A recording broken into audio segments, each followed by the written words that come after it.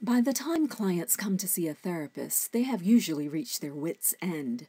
They are looking for the expertise of the therapist to give them solutions.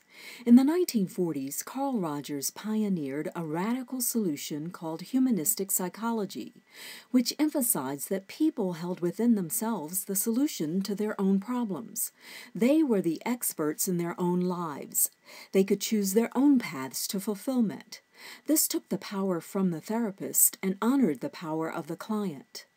Unlike psychodynamic theories, the humanistic approach is non-directive, meaning therapists don't use diagnostic tools or assessments.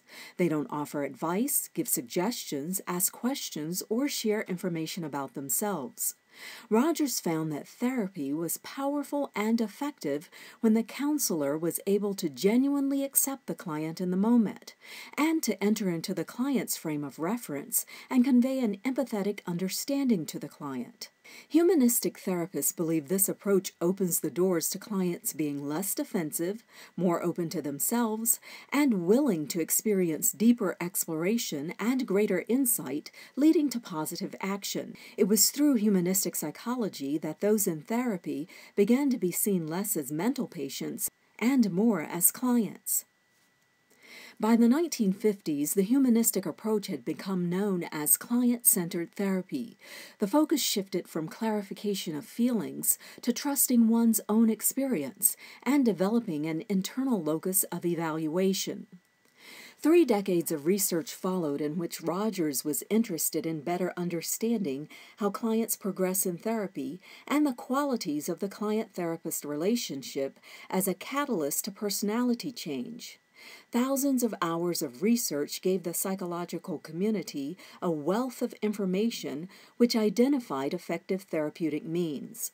In the 1980s through the 1990s, the fourth phase of humanistic psychology became known as person-centered therapy, which looked at how people deal with power over themselves and others.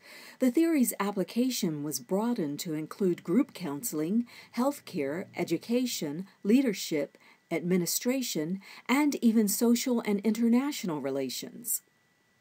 Another pioneer in humanistic psychology was Abraham Maslow, on whom Carl Rogers based many of his positive aspects of being human.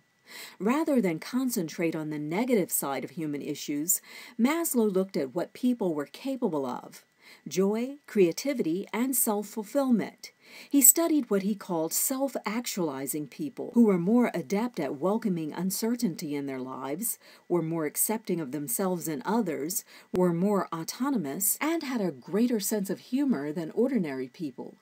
He also suggested a hierarchy of needs as a source for motivation, stating that after the 4 basic needs are met, we are able to then strive towards self-actualization. Many others have contributed to the continuing growth of person-centered therapy, among them Carl Rogers' daughter, Natalie. Natalie Rogers uses the expressive arts to get at deep and sometimes inaccessible feelings and emotional states. Her philosophy is that all people are innately creative.